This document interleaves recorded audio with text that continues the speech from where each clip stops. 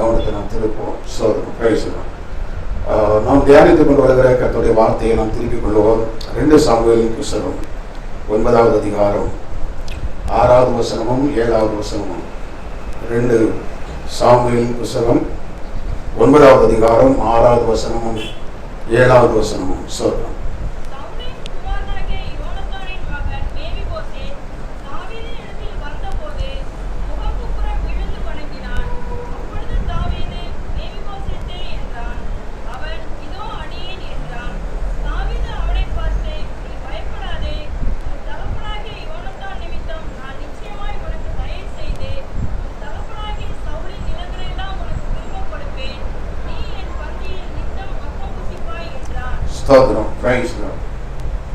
இந்த வசனத்தை வைத்து நாம் கர்த்தருடைய வார்த்தையை தியானித்துக் கொண்டு வருகிறோம்.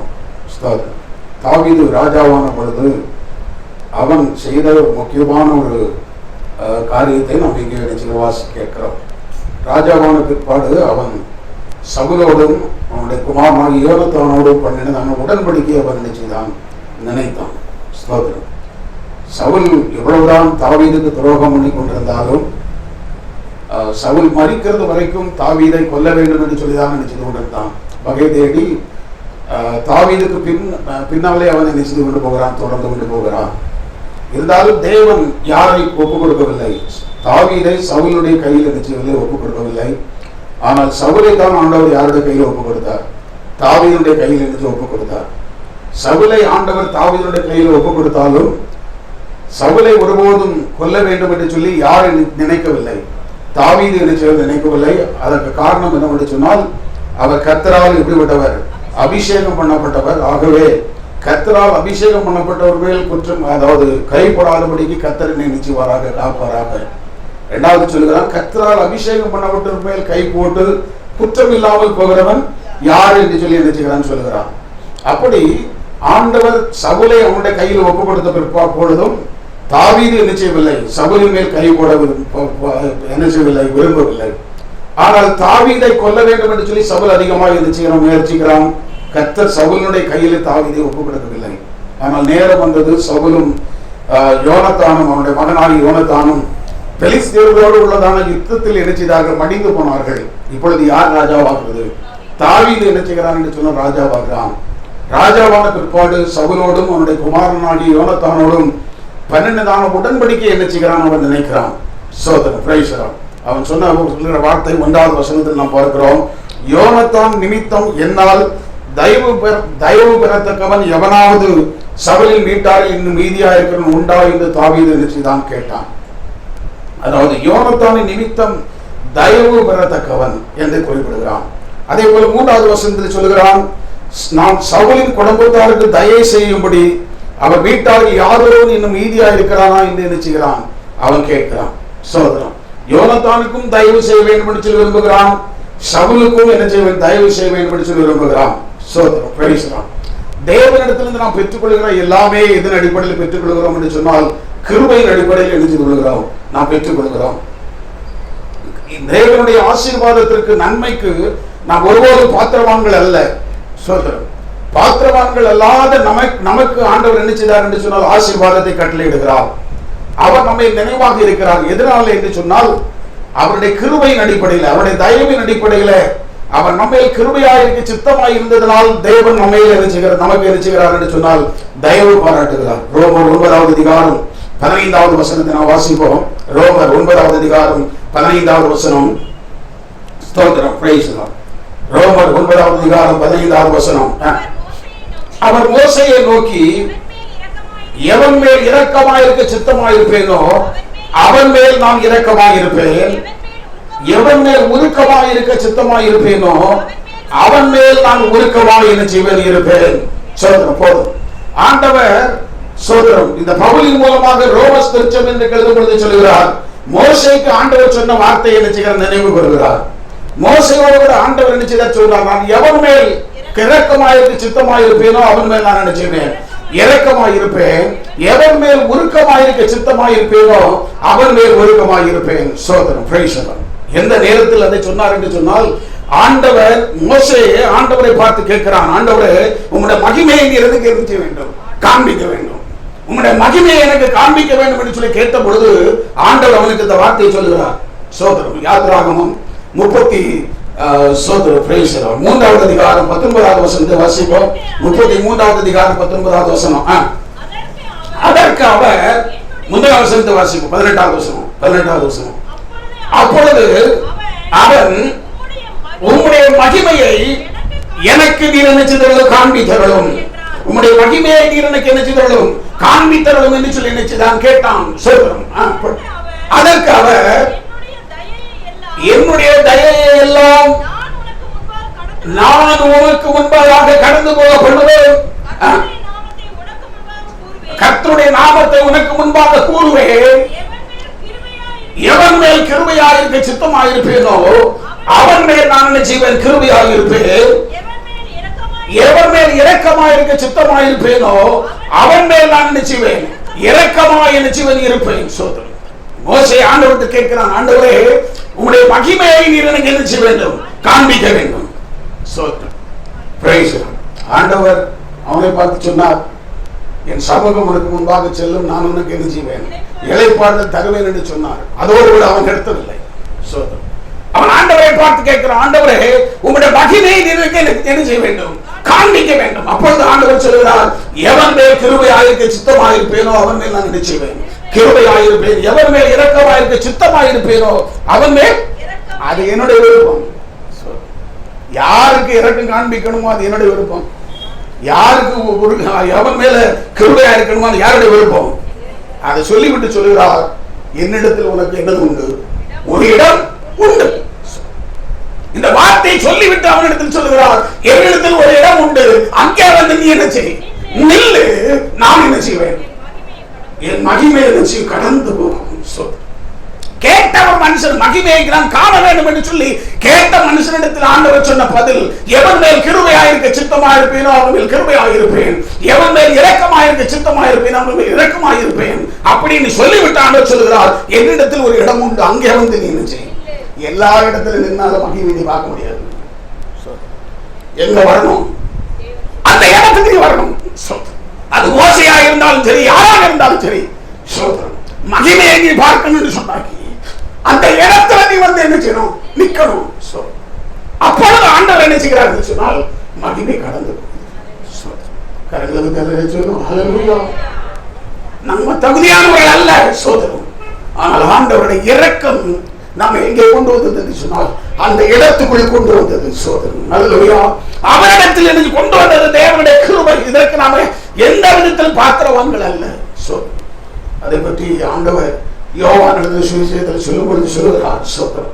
Price the Lord. 1வது அதிகாரம் யோவான் 1வது அதிகாரம் 12வது வசனத்தை படிப்போம். பிரைஸ்.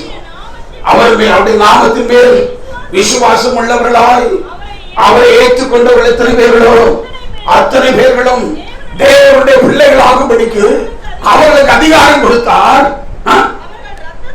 அவருடைய இரத்தத்தினாலாவது மாமிச சித்தத்தினாலாவது புருஷனுடைய சித்தத்தினாலாவது பிறவாமல் தேவனாலே நிச்சயவர்கள் பிறந்தவர்கள். அடுத்த வசனம், அந்த வார்த்தை மாமிசமாகி கிருபையினாலும் சத்தியத்தினால் நிறைந்தவரால் நமக்குள்ளே வாசம் பண்ணினார், அவருடைய மகிமையை கண்டோம். புதிய பாட்டு சபையினர் எப்பொழுது மகிமையை காண்கிறார்கள் என்று சொன்னால் தேவன் அவனுக்குள்ளே வரும்பொழுது. அல்லேலூயா. Praise God. ஹல்லேலூயா. அந்த வார்த்தை மாமிசமாகி கிருபையினாலும் சத்தியத்தினால் நிறைந்தவரால் நமக்கு உள்ளே வருகிறார், வாசம் பண்ணினார், அவருடைய மகிமையினால் நினைச்சதோ கண்டோம். எத்தனை பேர் மகிமையை கண்டீர்கள்? மோசேயிடத்தில் ஆண்டவர் சொன்னார், எவன் மேல் கிருபையாயிருக்க சித்தமாயிருப்பேன் அவன் மேல நினைச்சுக்கிறேன் கிருபையாயிருப்பேன். எல்லா இடத்திலும் என்னுடைய கிருபையை காண்பிப்பது இல்லை, எல்லா இடத்திலும் என்னுடைய இரக்கத்தை காட்டுவது இல்லை, அது என்னுடைய சித்தம்.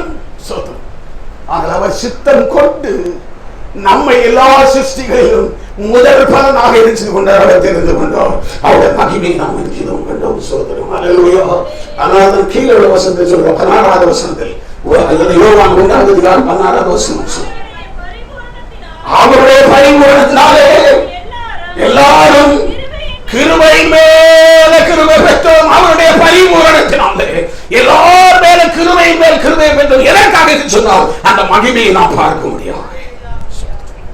அந்த மகிமையை நாம் பார்க்கும்படியாக நமக்கு கிருபை உண்டானது. சோதரம் அல்லேலூயா. சோதரம் நீங்க தாவீது சொல்கிறான், சவுலுடைய குடும்பத்திலும் தாவீது யோனத்தானுடைய குடும்பத்திலும் அவர்கள் நிமித்தம் தயவு பெறத்தக்கவன் யார் உண்டு என்று சொல்லி பார்க்கிறான். சோதரம் அல்லேலூயா. Price the Lord. ஹல்லேலூயா. தேவன் அதே போலதான் சோதரம் யார் தயவு பெறத்தக்கவர்கள்.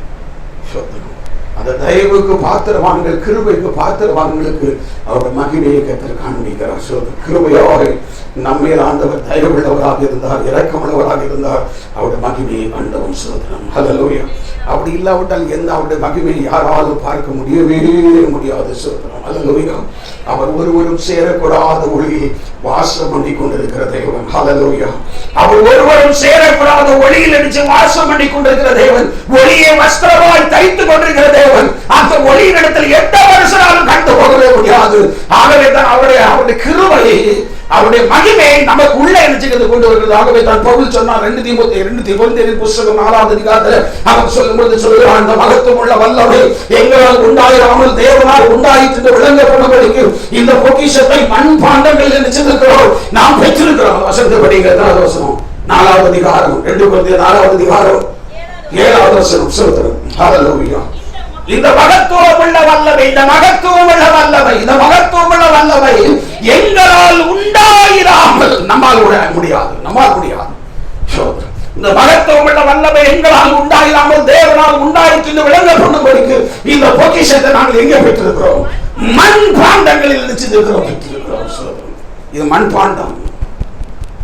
நம்முடைய சரீரம் மண் பாண்டம். இந்த மண்ணிலிருந்து எடுக்கப்பட்டபடினால் மண்ணுக்கு என்ன செய்வார்? திரும்ப இது மண் பாண்டம். மண்ணான சரீரம். இதற்குள்ளே ஆண்டவர் எதை வைக்கிறார் என்று சொன்னால் அந்த மேலான மகிமையை வைக்கிறார். ஹல்லேலூயா. எவ்வளவு பெரிய பாக்கியசாலிகள் நானும் நீங்களும். நாம் சாதாரணமானவர்கள் அல்ல. நம்மை விசேஷித்தவர்களாக நம்மை ஆண்டவர் கண்டார். ஆகவே தான் மோசே சொன்னான், கர்த்தரால் ரட்சிக்கப்பட்ட ஜனமே உனக்கு ஒப்பானவன். நமக்கு ஒப்பானவர்கள் யாருமே இருக்க முடியவே முடியாது. காரணம், எல்லாவற்றுக்கும் காரணம் அவருடைய இரக்கம், அவருடைய தயவு நம்மே நினைச்சது காணப்பட்டது. ஸ்தோத்திரம். மேவிபோசேத்தை பார்த்து சொல்லுகிறான், சோதரம் யோனத்தானுடைய மகனாக மேவிபோசேத் எல்லாவற்றையும் இழந்தவன், சோதரம் ஆதரவற்ற நிலைமையில் இருக்கக்கூடியவன், தன்னாலே கூட தன்னுடைய வேலையை செய்ய முடியாத ஒரு மனுஷன், அவனிடத்தில் பலன் இல்லை. சோதரம் 2 கால்களும் முடமான மனுஷன். அவன் தாவீதினிடத்தில் கொண்டு வரப்பட்ட பொழுது அவனை பார்த்து, மேவிபோசேத்தை பார்த்து தாவீது சொல்கிறான், உன் தகப்பனாகி யோனத்தானின் நிமித்தம் நான் உனக்கு என்ன செய்வேன்? தயை செய்வேன். சோதரம் ஹல்லேலூயா. நம்முடைய வாழ்க்கையை கொஞ்சம் நம்ம யோசிச்சு பார்ப்போம். கர்த்தருடைய தயவு மட்டும், அவருடைய கண்களில் நமக்கு கிருபை மட்டும் கிடைக்காவிட்டால் நாம் இந்த இடத்துல வந்திருக்கவே முடியாது. சோதரம் ஹல்லேலூயா. இந்த அனுபவத்துக்குள்ள நாம வந்திருக்கவே முடியாது. சோதரம் அவருடைய கிருபை, அவருடைய கிருபையினால். இதை பற்றி நம்ம நிறைய பேசிட்டே ரோமர்கள் நிருபத்தில் அதை பற்றி தெளிவாக பேசலாம்.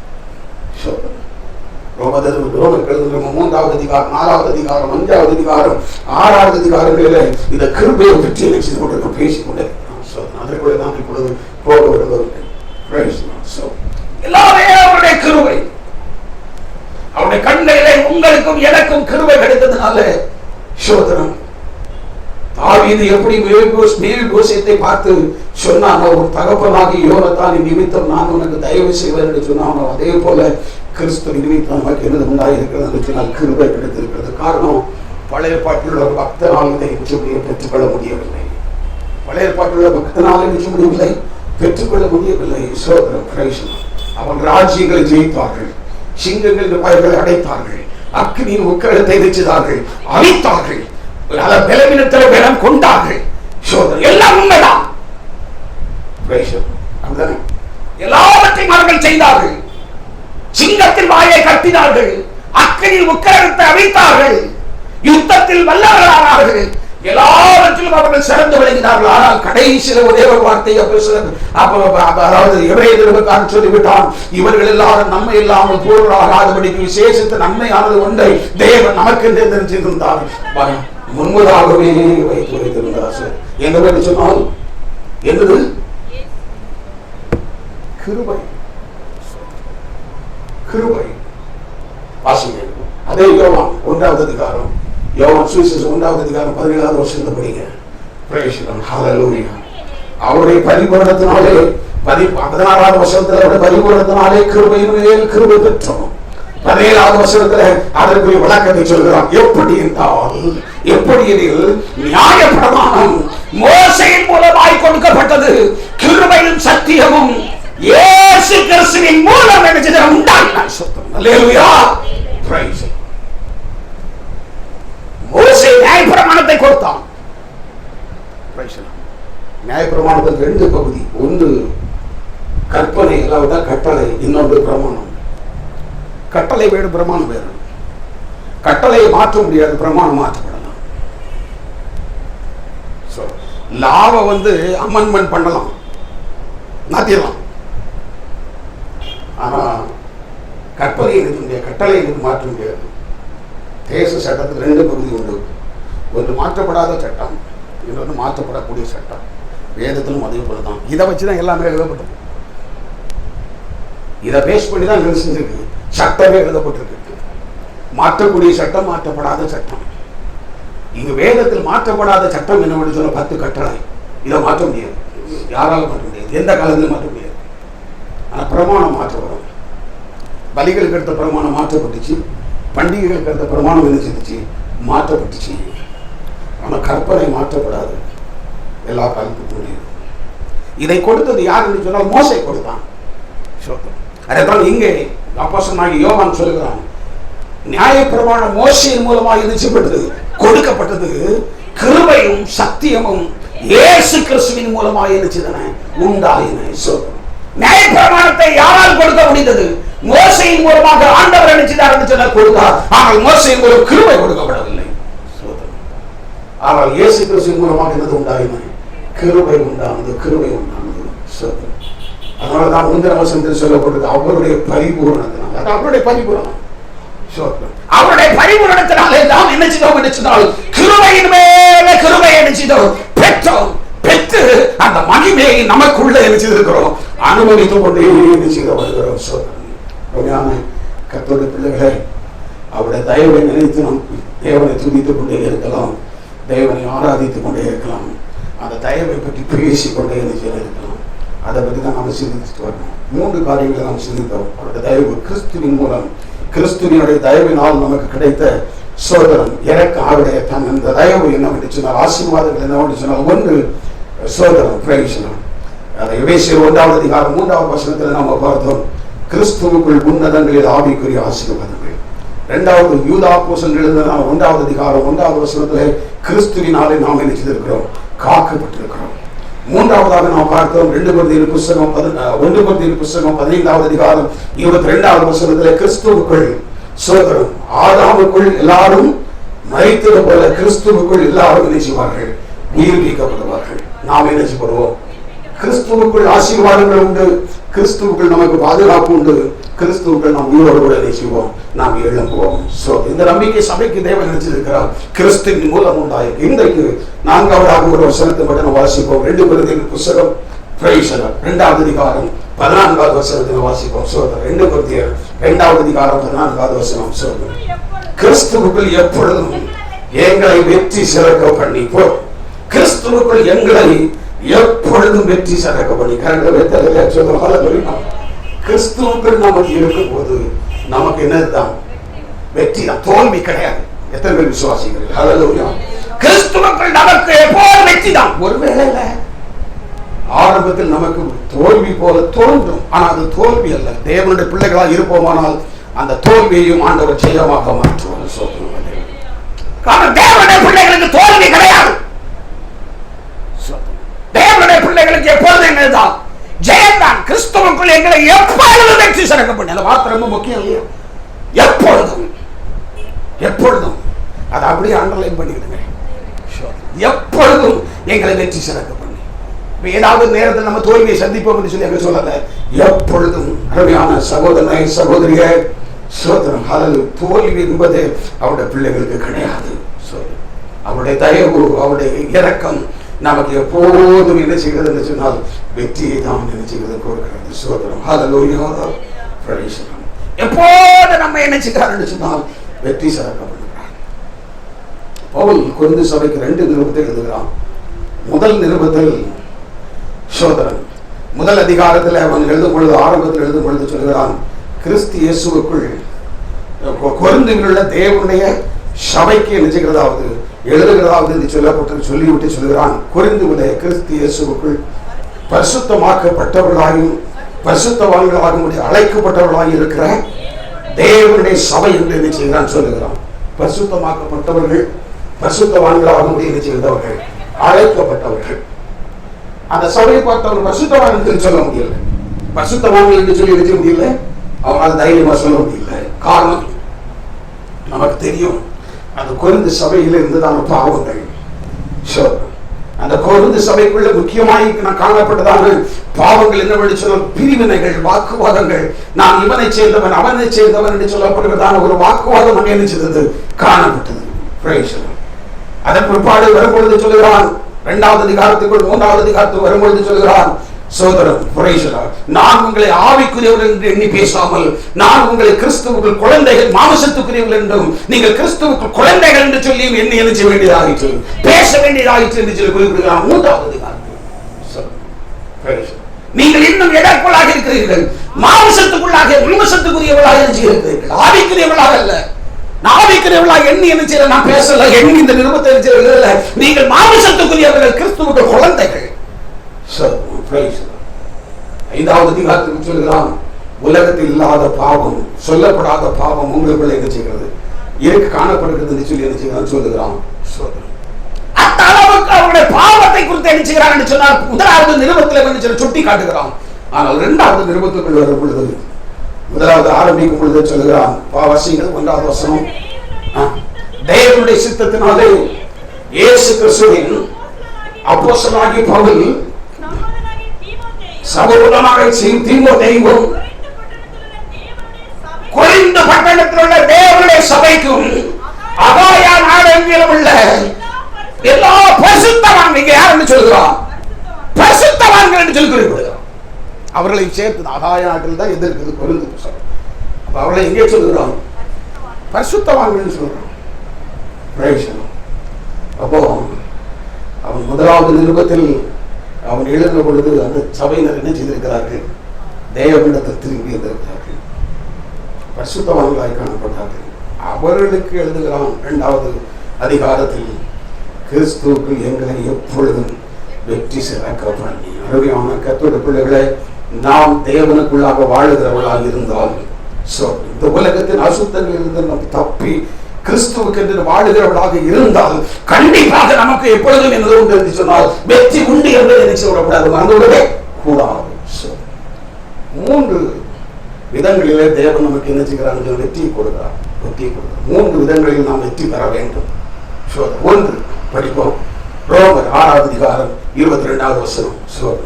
ரோமர் 6வது அதிகாரம் 22வது வசனத்தை வாசிக்கும். இப்பொழுது நீங்கள் பாவத்திலிருந்து விடுதலையாக்கப்பட்டு தேவனுக்கு அடிமைகளானதினால் பரிசுத்தமாகுதல் உங்களுக்கு கிடைக்கும் பலன், முடிவோ நித்திய ஜீவன். பாவத்திலிருந்து விடுதலையாக்கப்பட்டு இங்கே ஒரு வெற்றியை குறித்து சொல்கிறார். நீங்கள் பாவத்திலிருந்து முதலாவது என்ன செய்ய வேண்டும், வெற்றி பெற வேண்டும், பாவத்திலிருந்து விடுதலையாக வேண்டும். நீங்கள் முன்னே 17வது அதிகார வசனத்திலிருந்து படித்து பார்க்கும்போது சொல்கிறார், முன்னே நீங்கள் உங்களுடைய அவயவங்களை அநீதியின் ஆயுதங்களாக எதற்கு ஒப்புக் கொடுத்திருந்தீர்கள், பாவத்திற்கு நீங்கள் ஒப்புக் கொடுத்திருந்தீர்கள், அநீதியின் ஆயுதங்களாக. அசுத்தமாக நடப்பிப்பதற்காக உங்களுடைய சரீரத்தை ஆயுதமாக பயன்படுத்தி கொண்டு வந்தீர்கள்.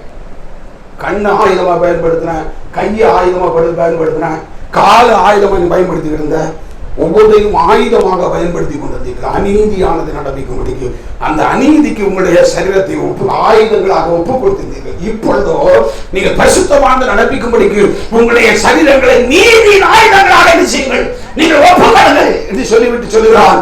நீங்கள் இப்பொழுது பாவத்திலிருந்து விடுதலையாக்கப்பட்டு தேவனுக்கு அடிமைகளானதனால் பரிசுத்தமாகுதல் உங்களுக்கு கிடைக்கும் பலன், முடிவோ நித்திய ஜீவன். அருமையான கர்த்தருடைய பிள்ளைகள், முதலாவது நாம் எதிலிருந்து விடுதலை பெற வேண்டும் என்று விரும்புகிறார் என்று சொன்னால் பாவத்திலிருந்து விடுதலை பெற வேண்டும் என்று விரும்புகிறான். பாவம் என்றால் என்ன? எது பாவம்? நிறைய காரியங்கள் வேதத்தில் சொல்லப்பட்டது. எல்லாவற்றிலும் போகிறது 2 வசனம். 2 வசனத்தை மட்டும் சொல்லுவோம், வாசிப்போம். 1 யோவான் 3வது அதிகாரம் 4வது வசனம். 1 யோவான் 3வது அதிகாரம் 4வது வசனம். பாவம் செய்கிற எவன் மீறுகிறான், நியாய பிரமாணத்தை மீறுகிறதே பாவம். பாவம் செய்கிற எவன் நியாய பிரமாணத்தை என்ன செய்கிறான்? மீறுகிறான். நியாய பிரமாணத்தை மீறுகிறதே பாவம். இந்த பிரமாணத்தை யாராலும் நிச்சய முடியாது. அந்த 10 கட்டளையும் யாராலும் நிச்சய முடியும்? மீற முடியவே எந்த காலத்திலையும் மீற முடியாது. எல்லா காலத்திலும் அது கைக்கொள்ளப்படும். அது பழைய பாட்டின் பக்தர்களுக்கு, தேவனுடைய பிள்ளைகளுக்கு, இஸ்ரவேல் ஜனங்களை வனாந்தரத்தில் இருந்தவர்களாக இருந்தால், அங்கே கொடுக்கப்பட்டதாக இருந்தாலும் சரி, அது யாருக்கு கொடுக்கப்பட்டது சொன்னால் வனாந்தரத்தில் இருந்த சபைக்கு கொடுக்கப்பட்டது. அது சபை யாருக்கு கொடுக்கப்பட்டது? எகிப்திலிருந்து விடுதலையாக்கப்பட்டவர்கள், சோதரம் செங்கடல் மூலமாக ஞானஸ்நானம் எடுத்தப்பட்டவர்கள், ஞானஸ்நானம் பண்ணப்பட்டவர்கள், ஒரே ஞான அதாவது தண்ணீரை நிச்சயத்தவர்கள், தண்ணீரை குடித்தவர்கள், அவர்களுக்கு என்ன செய்கிறார் என்று சொன்னால் தேவன் எந்த சபைக்கு தேவன் இதை கொடுக்கிறார்? இந்த நியாய பிரமாணத்தை கொடுக்கிறார். 10 கட்டளைகளை கொடுக்கிறார். இந்த 10 கட்டளை எந்த காலத்தில் மாற்றிக்கொள்ள முடியாது. முதலாவது கட்டளை என்னவென்று சொன்னால், என்னை நீ உனக்கு வேற தேவர்களை நிச்சயிக்க வேண்டாம், உண்டாயிருக்க வேண்டாம். மேலே வானத்திலும் கீழே பூமியின் கீழ் தண்ணீரிலும் உண்டாயிருக்கிறவர்களுக்கு ஒப்பான யாதொரு சிறுபத்தை ஆகிலும் யாதொரு கிரகத்தை ஆகிலும் நீ உனக்காக உண்டாக்க வேண்டாம். நீ அவைகளை நமஸ்கரிக்கவும் சேவிக்க வேண்டாம். உன் தேவனாகி கர்த்தராயிருக்கிற நான் எரிச்சல் உள்ள தேவனாக இருந்து என்னை பகைக்கிறவர்களை குறித்து அவருடைய அக்கிரமங்களை அவருடைய பிள்ளைகளிடத்தில் 3ஆம் 4ஆம் தலைமுறை மட்டும் இருந்துச்சுங்க விசாரிக்கிறவர்களாக இருந்துச்சு. எந்த காலத்திலும் தேவனை தவிர வேறு எந்த கடவுளையும் கடவுள்னு சொல்லவே கூடாது. அப்படி சொன்னால் நீ முதல் கட்டளையை மீறினார். கட்டளை மீறப்படக்கூடாது. கட்டளை ஒரு காலத்திலும் என்ன செய்யக்கூடாது? மீறவே கூடாது. அது அப்படியே கை கொள்ளப்படும். நம்முடைய ஆண்டவர் ஒருத்தர் தான்.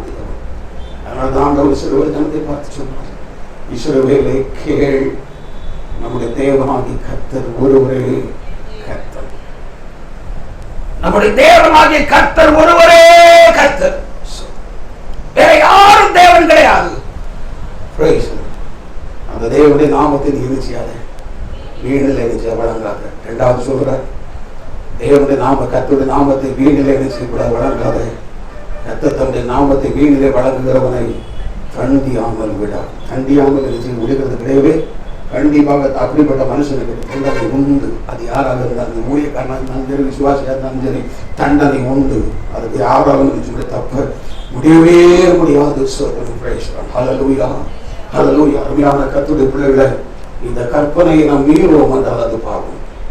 ஓய்வு நாளின் பிரமாணம் எல்லாத்தையும் பேசிட்டு போகலாம்.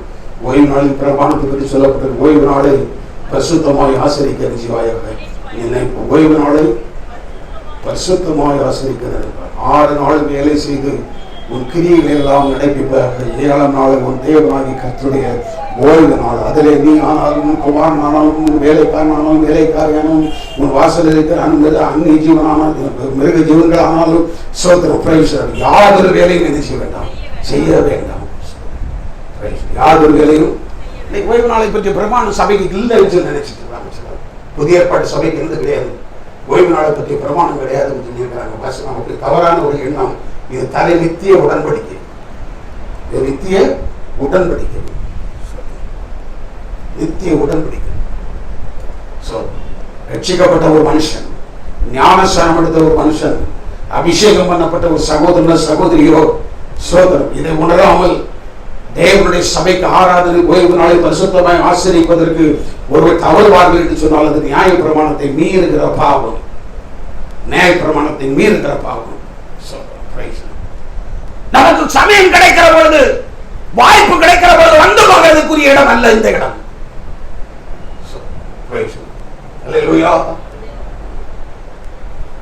மழை பெஞ்சாலும் வரணும், வெயில் அடிச்சாலும் வரணும், குளிர் அடிச்சாலும் வரணும், எல்லா காலத்திலும் வரணும்.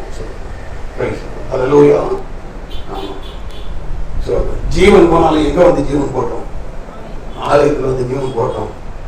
அது ஆசீர்வாதம். ஆசீர்வாதம் எத்தனை பெரிய இந்த காலத்திலும் இந்த காலத்துல வந்து என்ன செஞ்சா, இந்த காலத்தில் உள்ள சபைக்கு விசுவாசிகளுக்கு வந்து எல்லாமே ரொம்ப ஈஸி. தேவனிடத்தில் அதெல்லாம் கிடையவே கிடையாது. வசனம் சொல்லுது, கர்த்தரிடத்தில் சேருங்கள், அப்பொழுது அவர் உங்களிடத்தில் என்ன செய்வார்? சேருவார். நீங்கள் சேர வேண்டிய கர்த்தரிடத்தில் சேரும் பொழுது அவர் உங்களிடத்தில் என்ன செய்வார்? சேருவார். சோதனை. நீங்கள் அவரிடத்தில் வராமல் அவர் உங்களிடத்தில் வரமாட்டார். நீங்கள் அவரிடத்தில் வரும் பொழுது உங்களுக்கு வேண்டிய எல்லாத்தையும் அவர் பார்த்துட்டு போவார். தூக்கி சுமந்துட்டே போவார். தூக்கி சுமந்துட்டே போவார். இதுதான் வேத சத்தியம். நியாயப்பிரமாணத்தை மீறுகிறது என்பது பாவம். இரண்டாவது ஒரு பாவம். வாசிங்கள் எண்ணாகமம் 32வது அதிகாரம் 23வது வசனத்தை படிப்போம். எண்ணாகமம் 32வது அதிகாரம் 23வது வசனம். நீங்கள் இப்படி செய்யாமல் போனால் கர்த்தருக்கு விரோதமாய் பாவம் செய்தவர்களாக இருப்பீர்கள். உங்கள் பாவம் உங்களை தொடர்ந்து பிடிக்கும் என்று நிச்சயமாய் அறியுங்கள். நீங்கள் இப்படி செய்யாமல் போனால் அது உங்களுக்கு எதுவா இருக்கும்? அந்த சம்பவம் என்ன அப்படின்னு சொன்னாக்கி, யோர்தான் சமவெளி, யோர்தான் பக்கத்தில் வந்துட்டாங்க. யோர்தானை கடந்து போனால் எனது கானான் தேசம். ஆனால் கானானின் எல்லைக்குள்ளே என்ன செய்து விட்டார்கள்? வந்து எல்லை ஓரமா வந்துட்டாங்க. யோர்தான் மட்டும், யோர்தான் தான் அவர்களை என்ன செய்யுது? பிரிக்குது. அப்படிப்பட்ட அந்த இடத்தில் ரூபன் புத்திரரும் காத் புத்திரரும் மனாசேயின் பாதி கோத்திரத்தாரும் மோசேயின் இடத்துல வந்து, ஐயா, எங்களுக்கு யோர்தானின் இந்த பக்கத்துல எங்களுக்கு இடத்தை கொடுத்துருங்க, சுதந்திரம் கொடுத்துருங்க. நாங்க இங்க இடத்தை பெற்றுக் கொள்கிறோம், சுதந்திரத்தை பெற்றுக் கொள்கிறோம். காணியாட்சிக்காக நாங்கள் எங்களுடைய சுதந்திரத்தை பெற்றுக் கொள்கிறோம். எங்களுக்கு எங்க வேண்டாம், யோர்தானுக்கு அந்த பக்கத்துல எங்களுக்கு என்ன வேண்டாம்? சுதந்திரம் வேண்டாம். இங்கேயே எங்களுக்கு இந்த சுதந்திரம் கொடுத்துட்டாங்க. காரணம், இதுவும் அவர்கள் யுத்தம் பண்ணி பிடித்த இடம் தான். சோதரன் எமோரின் ராஜாவாகிய ஓகையும் பாசானின் ராஜாவாகிய சீகோனையும் பிடித்து எனக்கு அவர்களை துரத்தி விட்டு என்ன பிடித்த இடம் செழிப்பான இடம். அப்போ மோசே இடத்துல வந்து சொல்லுகிறாங்க, ஐயா, எங்களுக்கு ஆடு மாடுகள் நிறைய இருக்குது, அவைகள் எல்லாம் மேய்க்கிறதுக்கு ஒரு வளம் நிறைந்த ஒரு இடம். எந்த இடம்? இந்த இடம். ஆகவே தயவு கூர்ந்து எங்களுக்கு எந்த இடத்தை தர வேண்டும்? இந்த இடத்தை எங்களுக்கு காணியாட்சியாக நிச்சயம் கொடுத்து விடுங்கள் என்று சொல்லி ரூபன் புத்திரரும் காத் புத்திரரும் மனாசேயின் பாதி கோத்திரத்தாரும் யார் இடத்துல வந்து கேட்கிறார்கள்? மோசே இடத்துல வந்து கேட்கிறார்கள். மோசேக்கு பயங்கரமான கோபம் வந்துச்சு. அப்படியா? ஓ, உங்களுக்கு இங்க சுதந்திரம், அவங்களுக்கு வந்து அங்க சுதந்திரம். மற்ற 9 கோத்திரத்துக்கும் அங்க சுதந்திரம். அங்கதான் என்னது இருக்கு? 7 ஜாதிகள் இருக்கிறாங்க. அவங்களோட அவர்கள் என்ன செய்யணும்? 9 கோத்திரம் யுத்தம் பண்ணி அவர்கள் தங்களுடைய தேசத்தை என்ன கட்டிக்கொள்ளணும், சுதந்திரத்தை பெற்றுக்கொள்ளணும். நீங்க வந்து இங்க வந்து சொகுசா நினைச்சு இருப்பீங்க. உங்களுக்கு இந்த இடத்தை நாங்க எல்லாரும் சேர்ந்து பிடிச்சி என்ன செஞ்சிருக்கணும்? தந்திருக்கணும். நீங்க வந்து இங்க வசதியா என்ன செஞ்சிருப்பீங்க? இருந்திருப்பீங்க. அவங்க அங்க போய் என்ன செய்யணும்? கஷ்டப்பட்டு என்ன செய்யணும்? யுத்தம் பண்ணணும். அது நடக்கவே நடக்காது அப்படின்ட்டான். அப்பொழுது இந்த 2 கோத்திரம் சொல்றாங்க, ஐயா, அப்படி இல்ல, அப்படி இல்ல, கொஞ்சம் நாங்க சொல்றதை கொஞ்சம் கவனிங்க. என்ன அப்படின்னு சொன்னாங்க, நாங்கள் புருஷர்கள் எல்லாரும் யுத்த வீரர்களாய் நாங்கள் எங்க வருவோம்? யோர்தானை கடந்து நாங்கள் வருவோம். எங்களுடைய ஸ்திரீகள், பிள்ளைகள், குழந்தைகள் எல்லாரும் தான் இங்க இருப்பாங்க. ஆடு மாடுகள் இவைகள் எல்லாம் தான் இங்க இருக்கும். இங்க இருக்கும். மீதி எல்லாமே எங்க வரும்? நாங்கள் புருஷர்கள் எல்லாரும் இங்க வருவோம். யோர்தானை கடந்து வருவோம். அந்த 9 கோத்திரத்தில் உள்ள எங்களுடைய சகோதர சகோதரிகளுக்கு அவர்களோடு கூட சேர்ந்து நாங்கள் என்ன செய்வோம்? யுத்தம் பண்ணுவோம். அவர்கள் அந்த 9 கோத்திரத்துக்கும் அந்த தேசத்தை சுதந்திரத்துக் கொள்வது வரைக்கும் நாங்கள் என்ன செய்ய மாட்டோம். எங்களுடைய காணியாட்சிக்கு திரும்பி என்ன வரவே மாட்டோம் என்று சொல்லி யாருக்கு சொன்ன உடனே, மோசே சொன்ன உடனே தான் இந்த வார்த்தையை சொல்றோம். இந்த வார்த்தையை சொல்றோம். வாசிங்க, படிங்க அந்த வசனத்தை. இப்படி செய்யாமல் போனால், நீங்க சொன்ன வார்த்தையின்படி நீங்கள் செய்யாமல் போனால் கர்த்தருக்கு விரோதமாக நீங்கள் என்ன செய்வீர்கள்? பாவம் செய்கிறவர்களாக இருப்பீர்கள். உங்களுடைய பாவம் உங்களை தொடர்ந்து பிடிக்கும் என்று நிச்சயமாக அறியுங்கள். எது பாவம் தெரியுமா? கஷ்டப்படுற ஒரு சகோதரன், கஷ்டப்பட்டு ஒரு சகோதரன் வாழ்க்கையில் ரொம்ப நொடிஞ்சு போகணும். சோதனை அவனை கண்டு நீங்க காணாம இருந்தீங்கன்னா அது பாவம். நீங்க மட்டும் ரொம்ப செழிப்பா சொகுசா இருக்கணும். அவன் என்ன செய்யட்டும்? தேவனுக்கு விரோதமான பாவம் நல்லா கவனிச்சுக்கணும், நல்லா கவனிச்சுக்கணும். அதைத்தான் இங்க இந்த வார்த்தை நமக்கு உணர்த்து. தேவன் நமக்கு கொடுத்திருக்கிறதான சம்பாத்தியம் எனக்கு மட்டுமல்ல, அதிலிருந்து தேவனுக்கு மட்டும் கொடுப்பதல்ல, அதிலிருந்து யாருக்கும் கொடுக்கப்பட வேண்டும், ஏழைகளுக்கும் கொடுக்கப்பட வேண்டும். இதுதான் சத்தியம். ஏழைக்கு இறங்குகிறவன் கர்த்தருக்கு நினைச்சுக்கிறான். நம்முடைய சபையில 3 பேர் உண்டு, 3 பேர் உண்டு. ஒவ்வொரு மாதம் உண்டு ஏழைகளுக்கு இந்த காணிக்கையை கொடுக்கிறவர்கள் 3 பேர் உண்டு. அவர்களுக்காக கர்த்தருக்கு எல்லாரும் சேர்ந்து கர்த்தரை ஸ்தோத்திரம் பண்ணுவோம். அல்லேலூயா. ஒவ்வொரு மாதமும் கொடுக்கிறவர்கள் தசமபாக காணிக்கையோடு இதையும் சேர்த்து நினைச்சுக்கிறார்கள், கொடுக்கிறார்கள். அவர்களுக்காக ஆண்டவரை ஸ்தோத்திரம் பண்ணுவோம். இந்த கற்பனை அவர்களுக்கு தெரிஞ்சோ தெரியலையோ செஞ்சுட்டு இருக்காங்க. இது தெரிந்த பிற்பாடு செய்யாமல் இருக்கக்கூடாதது பாவம். நம்ம சோதரிச்சு எல்லா விதமான நன்மைகளையும் கர்த்தர் நமக்கு கொடுத்திருக்கிறார். எத்தனை பேர் விசுவாசிக்கிறீங்க? ஆண்டவர் தான் என்னை ஆசீர்வதிச்சிருக்கிறார், ஆண்டவர் தான் எனக்கு எல்லாத்தையும் கொடுத்திருக்கிறான்னு சொல்லி எத்தனை பேர் நம்புறீங்க? முதல்ல நம்புகிறவர்கள் கொடுங்க. நாம ஆசீர்வாதத்தை பெற்றுக்கொண்ட பிற்பாடு இன்னும் ஆசீர்வாதத்தை சோதரிக்காத ஜனத்தை நாம் நடுத்தருவில் விட்டுறவே கூடாது. நீங்க போங்க, கடந்து போங்க, நாங்க எங்க இருந்துக்கிறோம், பாதுகாப்பா இருந்து செழிப்பான இடத்துல இருந்து விடுறோம். எங்களுடைய ஆடுகள் பெருகும், மாடுகள் பெருகும், ஒட்டகங்கள் பெருகும், எல்லாமே பெருகி நாங்கள் பெரிய சந்ததியா வளருவோம் அப்படின்னு சொல்லி இருந்துடவே கூடாது. நீங்க எங்க வரணும்? அங்க என்ன செய்யணும்? யோர்தானை கடந்து நீ வரணும். அங்க உங்களுடைய சகோதரர்களுக்கு அவருடைய சுதந்திரம் பெற்றுக்கொள்கிறது வரைக்கும் அவர்களுக்கு நீ என்ன செய்ய வேண்டும்? உதவி செய்ய வேண்டும். ஹல்லேலூயா. அப்போஸ்தலனாகிய பவுல் இதே கொரிந்து சபைக்கு எழுதும் பொழுது 2 கொரிந்தியர் புத்தகத்துல 2 அதிகாரத்தை அதுக்கு நீட்டே எழுதுறான். எதுக்கு? தர்ம சகாய பணி. 8வது அதிகாரம் 2 கொரிந்தியர் 8வது அதிகாரம் 9வது அதிகாரமும் எதுக்கு நீட்டே எழுதுறான்? அதுக்கு நீதான் எழுதுறான். தர்ம சகாய பணி, பரிசுத்தவான்களுடைய குறைகள் நினைச்சுக்கிறது உதவி செய்யும். இதற்காகவே நினைச்சிருக்கிறான்னு சொன்னா எழுதி வச்சிருக்கிறோம். ஏன்? இடத்தை நிரப்புறதுக்கா? வேதத்துல இடம் ரொம்ப இன்னும் நிறைய இருக்கு, அதனால நிரப்புறதுக்காக எழுதி வச்சிருக்கான் 2 அதிகாரம். நாம் செய்ய வேண்டிய நாம் அதை கண்டிப்பாக பின்பற்ற வேண்டும் என்பதற்காகவே அதை எழுதியிருக்கிறான் எழுதி வைத்திருக்கிறான். இந்த கொரோனா காலத்துல வேலைக்கு போக முடியல, அந்த நேரத்தில் அநேகர் உதவி செய்திருக்கிறார். அவளுக்காக தெரிவிச்சோம். அநேகர் குடும்பமாக உதவி செய்திருக்கு. அந்த உதவியினால தேவைப்படுகிறவர்களுக்கு உதவி செய்ய முடிந்தது. அது அன்றைக்கு மாத்திரமல்ல, எல்லா காலத்தும் ஏதோ அன்றைக்கு பொருளை கொடுத்தது போல கொடுக்காமல் இருக்கலாம். ஏதோ கொஞ்சம் மாசம் கொஞ்சம் கொடுக்கும்போது பரிசுத்தவான்களுடைய குறைகள் அவர்களுக்கு நாம் உதவி செய்ய முடியும். எத்தனை பேர் ஏற்றுக்கொள்கிறீர்கள்? இதுதான் சபையினுடைய ஐக்கியம். இதுதான் சபையினுடைய ஐக்கியம். அதே போல் கர்த்தர் என்ன செய்ய விரும்புகிறார்?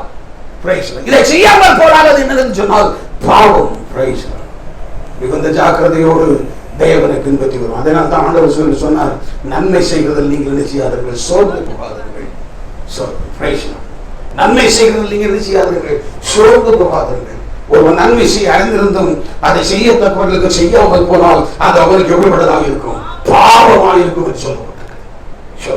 நன்மை செய்ய அறிந்திருந்தும் அந்த சமூக ஒருத்தரை பார்க்கிறோம், இவருக்கு தேவை, இவர் கஷ்டப்படுறார், பணத்தினால் ரொம்ப பணத்துக்காக என்ன செய்கிறார், ரொம்ப பண உதவி இல்லாமல் கஷ்டப்பட்டு கொண்டிருக்கிறார். அது நமக்கு தெரிய வரும் பொழுது நம்மால் ஏறினது. ஒருவேளை அவருடைய முழு தேவை நம்மால் சந்திக்க முடியாமல் இருக்கலாம். எல்லா பணத்தையும் நமக்கு பதுக்கி வச்சுக்க கூடாது, பதுக்கப்படாது. வாரி இறைத்தான், ஏழைகளுக்கு கொடுத்தான், அவருடைய நீதி என்றென்றைக்கும் இருக்கும். வாரி இறைத்தும் விருத்தி அடைவாரும் உண்டு, அதிகமாய் பிசினித்தனம் பண்ணியும் வறுமை அடைவாரும் உண்டு. வேதம் சொல்லுது, நீதிபதியின் புத்தகத்தில் சொல்றாரு, வாரி இறைத்தும் விருத்தி அடைவாரும் உண்டு, அதிகமாய் பிசினித்தனம் பண்ணியும் வறுமை அடைவாரும் உண்டு.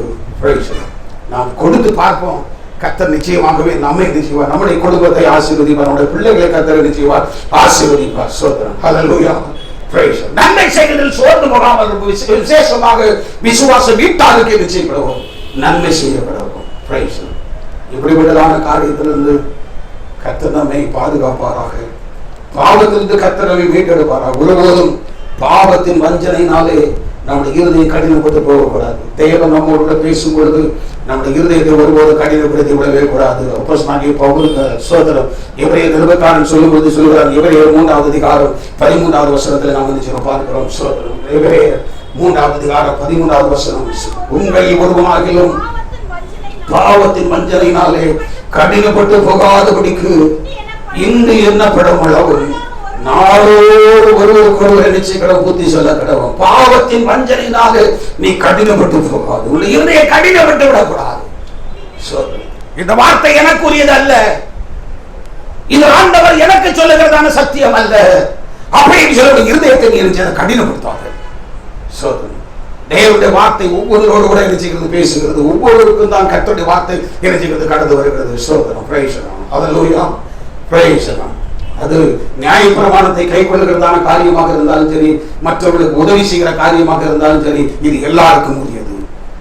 சத்து சொல்லுவான், இது உனக்கே காசு இல்லை, உனக்கே பணம் இல்லை, இது வேற ஒருத்தருக்குரியது, உனக்குரியது இல்லை, அந்த சகோதரனுக்குரியது, இந்த சகோதரனுக்குரியது, கையை காட்டி விடுவான். சோதனை. இருதயம் கடினப்பட்டுவிடாது, இருதயம் கடினப்பட்டுவிடாது. ஒரு 10 ரூபாயை கொண்டு வந்து 100 ரூபாயை கொண்டு வந்து பாஸ்டர் இந்த ஏழைகளுக்கு கொடுங்க அப்படின்னு சொன்னால் கர்த்தருடைய நாமம் மகிமைப்படும். ஏழை விசுவாசிகளுடைய துயரம் நிச்சயம் நீங்கும். சோதனம். ஹல்லேலூயா. பிரைஸ். ஒருபோது பாவத்தின் வஞ்சனையினால் நம்முடைய இருதயம் நினைச்சு விடக்கூடாது, கடினப்பட்டு போகவே கூடாது. சோதனம். பிரைஸ். இந்த பாவத்திலிருந்து நாம் விடுதலை பெறுவதற்கு ஒரே ஒரு 2 வழியை ஆண்டவர் கொடுத்திருக்கிறார். ஒன்று வாசிங்கள், ரோமர் 8வது அதிகாரம் 1வது வசனம். ரோமர் 8வது அதிகாரம் 1வது வசனத்தை வாசிப்போம். சோதனம். பிரைஸ். ஹல்லேலூயா. தேவன் ஆனபடியினால் கிறிஸ்து இயேசுவுக்கு உட்பட்டவர்களாக இருந்து மாமிசத்தின்படி நடவாமல் ஆவியின்படி நடக்கிறவர்களுக்கு ஆக்கினை தீர்ப்பு இல்லை. கிறிஸ்து இயேசுவினாலே ஜீவனுள்ள ஆவியின் பிரமாணம் என்னை பாவம் மரணம் என்பவர்களின் பிரமாணத்திலிருந்து விடுதலையாக்கிட்டு, ஆவியின் பிரமாணம் என்னை செய்து விடுதலையாக்குது. ஆவியின் பிரமாணம். ஆவினாலே நிறைந்து ஆவினாலே ஒரு மனுஷன் ஆட்கொள்ளப்படும் பொழுது அவனுடைய அந்த ஆவியின் பிரமாணம் ஒரு மனுஷனை பாவத்திலிருந்து விடுதலையாக்குது. இந்த இடத்துல 3 காரியத்தை சொல்றேன். ஆவியின் பிரமாணம் செய்கிற 3 காரியங்கள். ஒன்று சோதனம். 4வது வசனத்தை படிப்போம். நான் மாமிசத்தின்படி நடவாமல் ஆவியின்படி முதல்ல ஆவியின்படி நடக்கணும். ஆவியானவர் சொல்றதை கேட்டு நடக்கணும். ஆவியின்படி என்ன சொல்லணும்? நடக்கணும். ஆவியின்படி நடந்தால் மாமிசத்துக்கு கிரியைகளை நாம் விட்டுருவோம். ஆவியின் மாமிசத்தின்படி நடக்கவே மாட்டோம். 2வது சொல்லுகிறார். 6வது வசனத்தை படிப்போம். மாமிச சிந்தை மரணம், ஆவியின் சிந்தை. 2வது என்ன சொன்னாங்க? முதல்ல ஆவியானவர் சொல்லுகிறபடி நடக்கணும். 2வது ஆவியாருடைய சிந்தை, நம்முடைய சிந்தையிலே ஆவியானவர் ஆட்கொண்டிருக்கணும். ஆவியின் சிந்தை உடையவர்களாக நிச்சயப்பட வேண்டும், காணப்பட வேண்டும். 3வதாக 13வது வசனத்தை வாசிப்போம். 13வது வசனம். மாமிசத்தின்படி பிழைத்தால் சாவீர்கள், ஆவியினாலே சரீரத்தின் செய்கைகளை அழித்தால் பிழைப்பீர்கள். 3 காரியங்கள். ஒன்று ஆவியினாலே நடத்தப்படுவது, 2வது ஆவியின் சிந்தை, நம்முடைய சிந்தை ஆவியின் சிந்தையாக காணப்படுவது, 3வது நம்முடைய ஆவியினாலே சரீரத்தின் செய்கைகளை என்ன செய்யணும்? அழிக்கணும். அதனால தான் பவுல் சொல்கிறான், மற்றவர்களுக்கு பிரசங்கம் பண்ணுகிற நான் தானே ஆகாதவனாய் போகாதபடிக்கு என் சரீரத்தை அடக்கி ஒடுக்கி கீழ்ப்படும். சரீரத்தின் செய்கைகளை என்ன செய்யணும்? அழிக்கணும். சரீரத்தின் செய்கைகளை அழிக்கணும். நாம் சாப்பிடுற ஒரு சாப்பாடு என்னுடைய மாமிசத்தை வளர்ப்பதற்கு உதவியாக இருந்து எனக்குள்ளே பலவிதமான பாவ செய்கைகளை கொண்டு வருமான அந்த ஆகாரத்தை விட்டணும். அதே போல ஒவ்வொரு காரியமும் விட்டணும். சரீரத்தின் செய்திகளை என்ன செய்ய வேண்டும் என்று சொன்னால் அழிக்க வேண்டும். ஆவிதான் மேலோங்கி இருக்கணும், உடைய மாமிசம் மேலோங்கி இருக்கக்கூடாது. ஆவியினாலே தான் சரீரத்தின் செய்திகளை நிச்சயம் அழிக்க முடியும். ஆவியினால் நடத்தப்படணும். ஆவியின் சிந்தை விடவிடா இருக்கணும். ஆவியினாலே சரீரத்தின் செய்திகளை என்ன செய்ய வேண்டும்? அழிக்க வேண்டும். அப்படிப்பட்ட ஒரு மனுஷன் தான் பாவத்தின் மேல் நிச்சய முடியும், வெற்றி பெற முடியும். அப்படி இல்லாவிட்டால் வெற்றி பெற முடியாது. அப்படி இல்லாவிட்டால் இருதயம் கடினப்பட்டு போகும். பாவத்தின் வஞ்சனையினால் இருதயம் நினைச்சது போகும், கடினப்பட்டு போகும். இரண்டாவது, எப்படி பாவத்திலிருந்து விடுதலை பெறுவது? 6வது அதிகாரம் 14வது வசனம். ரோமர் 6வது அதிகாரம் 14வது வசனம். நீங்கள் நியாயப்பிரமாணத்தை கீழ்படுத்திராமல் கிருபைக்கு கீழ்பட்டிருக்கிறபடினால் பாவம் உங்களை எப்போதும் தேவனுடைய கிருபையை சார்ந்திருக்கணும். சோதனம் அல்லேலூயா. எத்தனை பேர் ஏற்றுக்கொள்வது? அல்லேலூயா. தேவனுடைய கிருபை ஒவ்வொரு நாளும் காலையில் எழுப்பணும். ஆண்டவரே, இன்றைக்கு எனக்கு தேவையான கிருபை எனக்கு நிச்சயம் தாரும். இன்றைக்கு நான் உமக்குள்ளாக ஜீவிப்பதற்கு, பரிசுத்தமாய் நான் வாழ்வதற்கு, சோதனம் ஆவியினாலே நடத்தப்படுவதற்கு, ஆவியின் சிந்தை உள்ளவராக இருப்பதற்கு, ஆவியினாலே சரீரத்தின் கிரியைகளை நிச்சயவதற்கு, செய்கைகளை அழிப்பதற்கு உங்களுடைய கிருபை எங்களுக்கு நிச்சயம் தாரும். நியாயப்பிரமாணத்தை கீழ்பற்றாமல் கிருபைக்கு கீழ்பட்டிருக்கிற அப்படின்னா பாவம் உங்களை நினைச்ச முடியாது. மேற்கொள்ளவே மேற்கொள்ளாது, மேற்கொள்ளாது, மேற்கொள்ளாது. பாவம் வராது என்று சொல்லவில்லை. பாவம் உங்களை நிச்சயாது, மேற்கொள்ளாது. சோதனம் அல்லேலூயா. அது நம்ம வெற்றி எடுக்க முடியாது. காரணம் கிருபை. கிருபையை சார்ந்திருக்கிற ஒரு மனுஷனை கர்த்தர் நிச்சயமாகவே என்ன செய்வார் என்று சொன்னால் அவர் காத்துக்கொள்வார். இரண்டாவது, நான் வெற்றி பெற வேண்டியது இதில் என்ன சொன்னால் 1 யோவான் 2வது அதிகாரம் 13வது வசனம். முதலாவது பாவத்தின் மேல் நமக்கு வெற்றி. இரண்டாவது வெற்றி எதன் மேல் என்று சொன்னால் 1 யோவான் 2வது அதிகாரம் சோதரம் 13வது வசனத்தையும் 16வது வசனத்தையும் படிப்போம். 2 வசனத்தை படிப்போம். 13. பிதாக்களே, ஆதி முதல் இருக்கிறவரை நீங்கள் அறிந்திருக்கிறபடியினால் உங்களுக்கு எழுதுகிறேன். வாலிபரே, நீங்கள் பொல்லாங்கனை ஜெயித்ததனால் உங்களுக்கு எழுதுகிறேன். பிள்ளைகளே, நீங்கள் பிதாவை அறிந்திருக்கிறதுனால் உங்களுக்கு எழுதுகிறேன். பிதாக்களே, அறிந்திருக்கிறதுனாலும் எழுதியிருக்கிறேன். வாலிபரே, பலவான்களாக இருக்கிறதுனாலும் நிலைத்திருக்கிறதுனாலும் நீங்கள் பொல்லாங்கனை என்ன செய்ததனாலும் ஜெயித்ததனாலும் உங்களுக்கு எழுதுகிறேன். வெற்றி எதன் மேல் என்று சொன்னால் சாத்தானின் மேல் வெற்றி. சாத்தானின் மேல் வெற்றி. முதலாவது பாவத்தின் மேல் வெற்றி. இரண்டாவது சாத்தானுடைய அதிகாரத்தின் மேல், வல்லமைகளின் மேல் நமக்கு என்னது? வெற்றி. சோதனம். வாசிங்கள் 1 யோவான் 5வது அதிகாரம் 19வது வசனம். 1 யோவான் 5வது அதிகாரம் 19வது வசனம். நாம் தேவனால் உண்டாயிருக்கிறோம் என்றும் இந்த உலகம் முழுவதும் பொல்லாங்கனுக்குள் கிடக்கிறது என்றும். உலகம் எங்கே கிடக்கிறது என்று சொன்னால் பொல்லாங்கனுக்குள் கிடக்கிறது. பொல்லாங்கனுக்குள் கிடக்கிறது. பொல்லாங்கன் என்று சொன்னால் சத்ருவை பற்றி சொல்கிறார். பிசாசானவன். பிசாசுக்குள்ளதான் எது கிடக்குது? இந்த உலகம் கிடக்குது. உலகத்தில் என்னது கிடையாது? நன்மையானது. ஒரு பிரபலமான ஊழியக்காரர் சொல்றார், தீர்க்கதரிசி சொல்லுகிறார், சினிமாவில் நன்மை இல்லைன்னு நான் நினைச்சுக்கிட்டு இருந்தேன், நன்மை இருக்கு அப்படின்றார். யாரு? சினிமாவில் என்ன இருக்கான்? நன்மை இருக்கான். கேவலம் இல்ல. இதோட கேவலம் உண்டா ஊழியக்காரனுக்கு?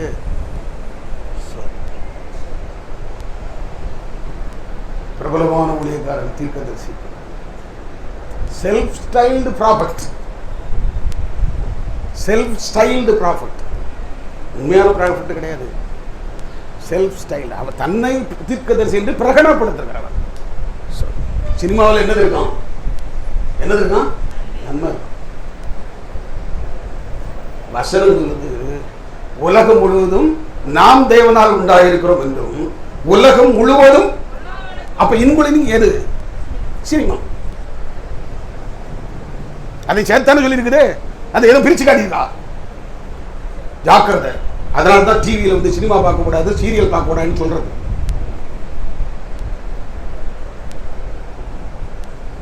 அங்க நன்மை கிடையாது. ரொம்ப ஜாக்கிரதை. கர்த்தருடைய பிள்ளைகள் அதிலிருந்து தங்களை விலைக்கு காத்துக்கணும்.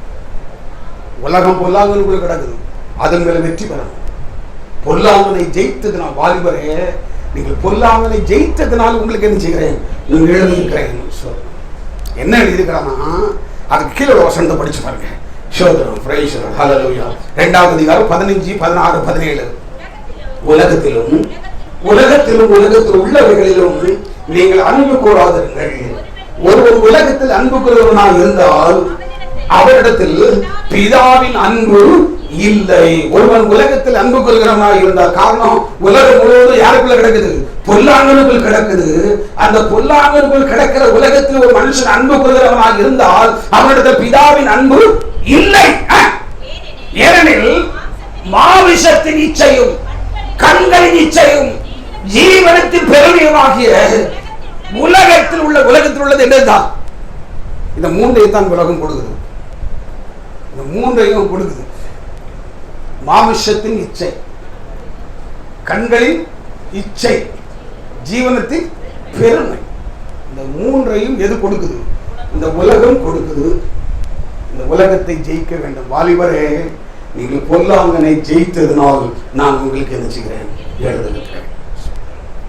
பொல்லாங்கனை, உலகத்தை என்ன செய்ய வேண்டும், ஜெயிக்க வேண்டும். இந்த உலகம் முழுவதும் பொல்லாங்கன் கிடக்கிறது. அதனால் தான் இயேசு சொன்னார், இந்த உலகத்தின் அதிபதி என்னிடத்தில் வருகிறான், அவனுக்கு என்னிடத்தில் ஒன்றும் இல்லை. அவனுக்கு என்னிடத்தில் ஒன்றும், எத்தனை பேருக்கு சொல்ல முடியும்?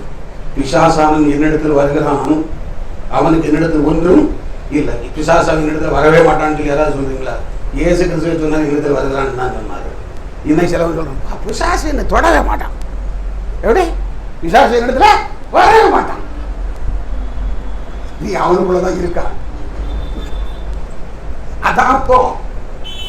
ஆமா, அதனால தான் சொல்லிட்டு இருக்கிறான், நான் அவனுக்குள்ள இல்லை, நான் அவனுக்குள்ள இல்லை. இயேசு கிறிஸ்துவே சொல்றாரு, பிசாசானவன் என்னிடத்தில் வருகிறான், அவன் இந்த உலகத்தின் அதிபதி என்னிடத்தில் வருகிறான், அவனுக்கு என்னிடத்தில் ஒன்றும் இல்லை என்று சொல்லி இயேசு சொல்லுகிறார். ஆனா நாம ரொம்ப சர்வசாதாரணம் சொல்றோம், அவன் வரமாட்டான், அவன் வரமாட்டான். ஏன் என்னிடத்துல எப்படி வருவான்?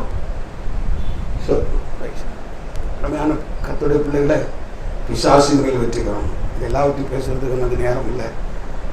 3வது காரியத்தை சொல்லி முடிச்சிடுறேன். சோதரம் 1 கொரிந்தியர் 15வது அதிகாரம் 55, 56, 57.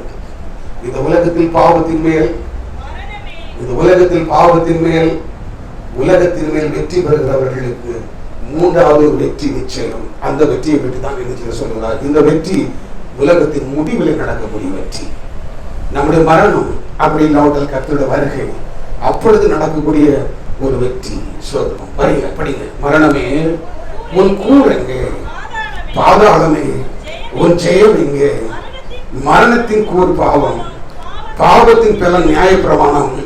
நம்முடைய கர்த்தராகிய இயேசு கிறிஸ்துவினாலே நமக்கு ஜெயம் கொடுக்கிற தேவனுக்கு ஸ்தோத்திரம். இதன் மேல மரணத்தின் மேல், பாதாளத்தின் மேல். அல்லேலூயா. இது கடைசி வெற்றி. முதல் 2 வெற்றி பெற்றவர்கள் இந்த 3வதுல வெற்றி பெறுவார்கள். முதல் 2 வெற்றி பெற்றவர்கள் 3வதுல அவர்கள் வெற்றியை தாங்களாகவே எடுத்துக் கொள்வார்கள். வெற்றி அவர்களுக்கு உண்டு, அவர்கள் நியமிக்கப்பட்டிருக்கிறது. தைரியமாக சொல்ல முடியும், மரணமே உன் கூர் எங்கே, பாதாளமே உன் ஜெயம் எங்கே? மரணத்தின் கூர் பாவம், பாவத்தின் மேல் நியாயப்பிரமாணம். நம்முடைய கர்த்தராகிய இயேசு கிறிஸ்துவினால் நமக்கு ஜெயம் கொடுக்கிற தேவனுக்கு ஸ்தோத்திரம். ஹல்லேலூயா. முதல் 2லும் வெற்றி பெற்றிருக்கிறோம் என்று சொல்லி சொல்லுகிறவர்கள் 3வது வெற்றி உரிமையோடு இப்பொழுது சொல்ல முடியும். நான் என்ன செய்ய போகிறேன், ஜெயம் எடுக்க போகிறேன். மரணத்தை நான் ஜெயிக்க போகிறேன், பாதாளத்தை நான் ஜெயிக்க போகிறேன். மரணம் என்னை ஆண்டு கொள்ளாது, பாதாளத்தின் வல்லமையும் என்மேல் நினைச்சு ஜெயம் எடுக்க முடியவே முடியாது. காரணம், பாதாளம் என்று சொல்லப்படுகிறது கடைசி வரைக்கும் நம்மோடு கூட போராடும். அப்படிதானே? மோசேயினுடைய சரீரத்தை குறித்து யாரு பேசுறது? பிசாசானவர் என்ன செய்யலாம், தக்கித்து பேசுகிறான் கடைசி வரைக்கும். இது எங்க வரக்கூடாது? வசனங்கிறது தேவன் அவனை கொண்டு என்ன செஞ்சாரு, அடங்கம் பண்ணாருன்னு சொல்லி இருக்குது. ஆனா அவனுடைய ஆவிக்காக யார் போராடுறது? பிசாசு போராடுறான். கதைகளுங்க. அப்படிப்பட்ட பரிசுத்தவான் சோதனம், அப்படிப்பட்ட பரிசுத்தவானுக்கு எது வருது? கடைசி வரைக்கும் போராட்டம் இருக்கு. நானும் நீங்களும் மறந்துவிடாது. நாம மோசே அல்ல, வேற எந்த தேவனுடைய மனுஷர்களும் அல்ல. ஸ்தோத்திரம், பிரைஸ் தி லார்ட். ஆனால் கிருபை பெற்ற தேவ ஜனங்களாய் கூடி வந்திருக்கிறோம். ஒவ்வொரு நாளும் கிருபை பெற்று நாம் நிச்சயம் வாழ்வோம். ஸ்தோத்திரம், பிரைஸ் தி லார்ட். அந்த மோசேயுடைய சட்டத்தை குறித்து பிசாசான் தர்க்கித்து பேசுகிறான். ஆனால் மிகாவில் தூதன் நினைச்சுகிறான், அதற்கு உதவியாக வருகிறான். ஸ்தோத்திரம், price the Lord. Hallelujah, price the Lord. பாதாளத்தின் மேல் வெற்றி பெற்றான், மரணத்தை ஜெயித்தான், பாதாளத்தை ஜெயித்தான். வெற்றியை ஆண்டவர் அவனுக்கு என்ன செய்தார்? கொடுத்தார். இந்த கால நேரத்தில் அருமையான கர்த்தருடைய பிள்ளைகளே, கிறிஸ்துவுக்குள் எங்களை எப்பொழுதும் வெற்றி சிறக்கப்படும். எல்லா இடங்களிலும் அவரை கொண்டு அவரை அறிகிற அறிவின் வாசனையை வெளிப்படுத்துகிற தேவனுக்கு ஸ்தோத்திரம். எல்லாவற்றிலும் வெற்றி பெறுகிறவர்களாய் நாம் காணப்படும். கிறிஸ்துவுக்குள் நமக்கு தோல்வி அல்ல, எப்போதும் வெற்றி. பாவத்தின் மேல் நமக்கு வெற்றி உண்டு. காரணம், அந்த ஆவியின் பிரமாணம், அவருடைய கிருபை நம்மை பாவத்தின் மேல் வெற்றி பெறுவதற்கு என்ன செய்கிறது? நமக்கு உதவி செய்கிறது. இரண்டாவது நாம் பார்த்தோம், உலகத்தின் மேல் நமக்கு என்னது உண்டு? வெற்றி உண்டு. உலகத்தின் மேல தேவன் நமக்கு எதை தருகிறார்? வெற்றியை நிச்சயிக்கிற கொடுக்கிறார். கொல்லாமின் மேல பிசாசின் மேல் தேவன் நமக்கு வெற்றியை நிச்சயிக்கிற கொடுக்கிறார். காரணம் ஏன் என்று சொன்னால், பிசாசின் வல்லவர்களை கர்த்தர் அழித்தார். துரைத்தனங்களையும் அதிகாரிகளையும் புரிந்து கொண்டு வெளியரங்கமான கோலமாக்கி அவைகளின் மேல் சிலுவையில் என்ன செய்தார்?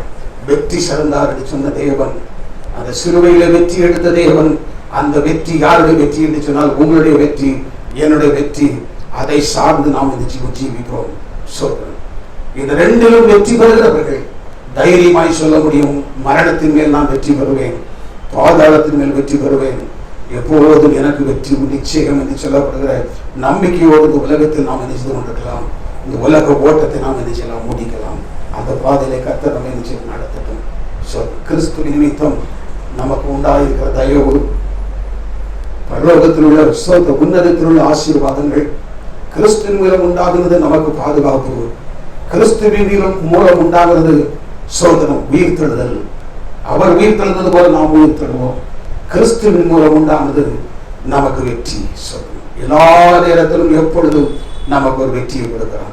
அந்த தயவை பெற்றுக் கொள்வதற்கு ஒவ்வொரு நாளும் ஆண்டவரிடத்தில் முழங்கால் படித்து காலையில் எழுகிற உடனே, ஆண்டவரை இன்றைக்கு உடைய கிருபை தாரும் என்று சொல்லி ஆண்டவரிடத்தில் தயவை தாரும் என்று சொல்லி நாம் கேட்போம்.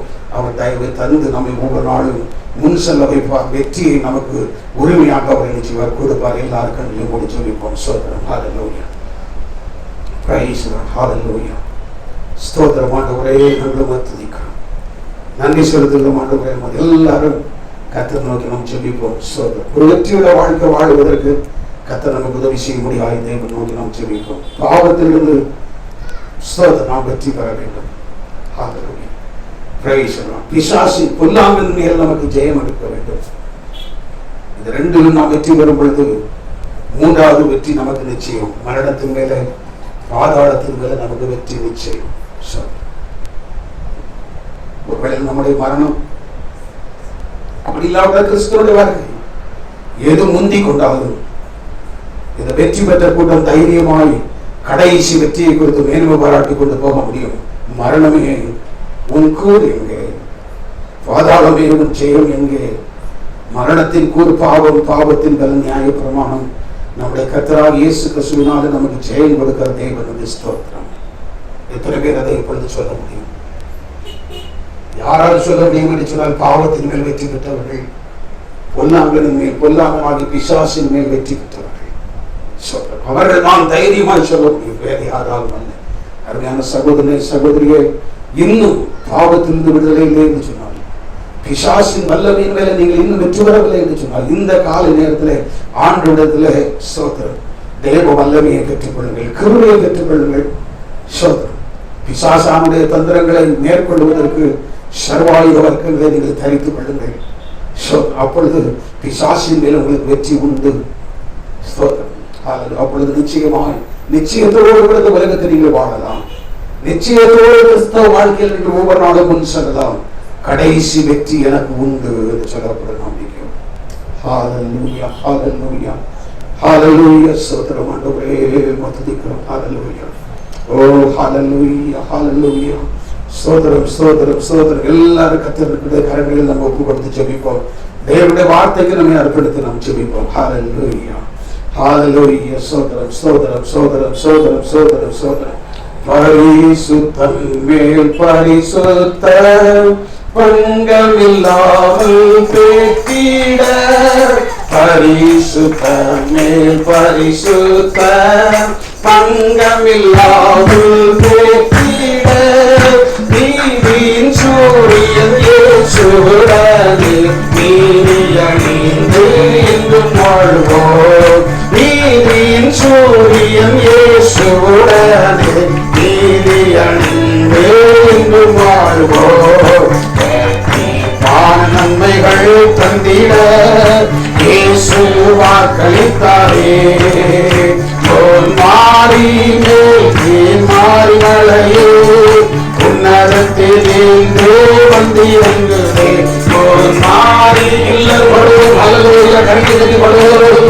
உன்னதத்திலே வந்திறங்குதே, பரிசுத்த மேல் பரிசுத்த பங்கமில்லாமல் பேட்டிட, பரிசுத்த மேல் பரிசுத்த பங்கமில்லாமல் பேட்டிட, நீதியின் சூரியன் இயேசுவுடனே நீதி அணிந்து என்றும் வாழ்வோம். நீதியின் சூரியன் இயேசுவுடனே நீதி அணிந்து என்றும் வாழ்வோம். நீதியின் சூரியன் இயேசுவுடனே நீதி அணிந்து வாழ்வோம். நீதியின் சூரியன் இயேசுவுடனே நீதி அணிந்து என்றும் வாழ்வோம்.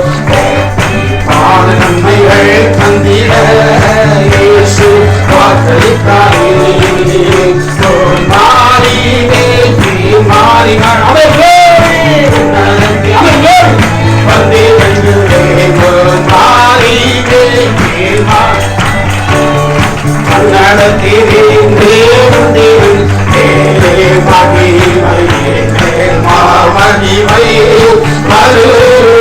நாம் பேச்சிட, நாம்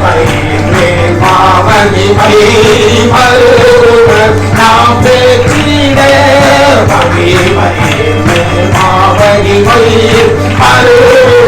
நாம் பேச்சிட,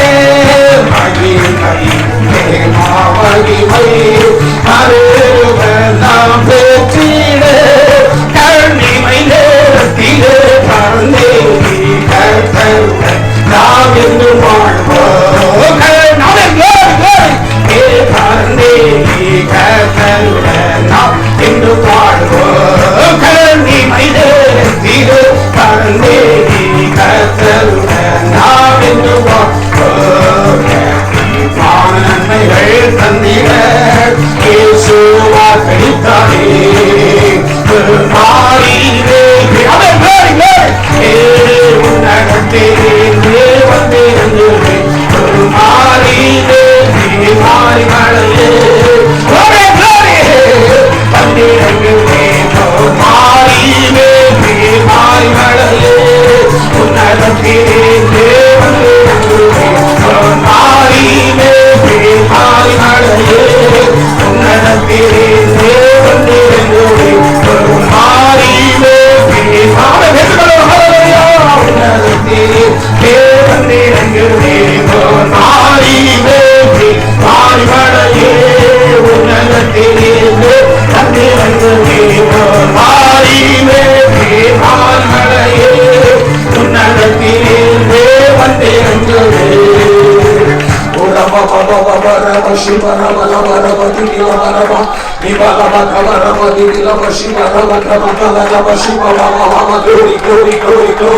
Hallelujah, hallelujah, hallelujah.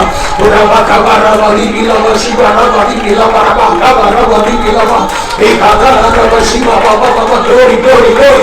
எல்லாரும் ஆவியில நிறைந்து பேசுவோம். Hallelujah. ஆவியின் வல்லமை, ஆவியின் வல்லமை நிரப்பட்டு, ஆவியின் வல்லமை நிரப்பட்டு.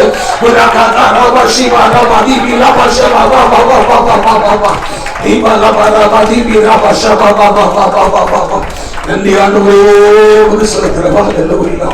Oh, hallelujah, hallelujah, hallelujah, hallelujah, hallelujah. கிறிஸ்துவுக்குள் எப்போது நம்மை வெற்றி சிறக்கப்படுகிற தேவன் நம்முடைய எப்போதும் எப்போதும் எப்போது நமக்கு வெற்றி வெற்றி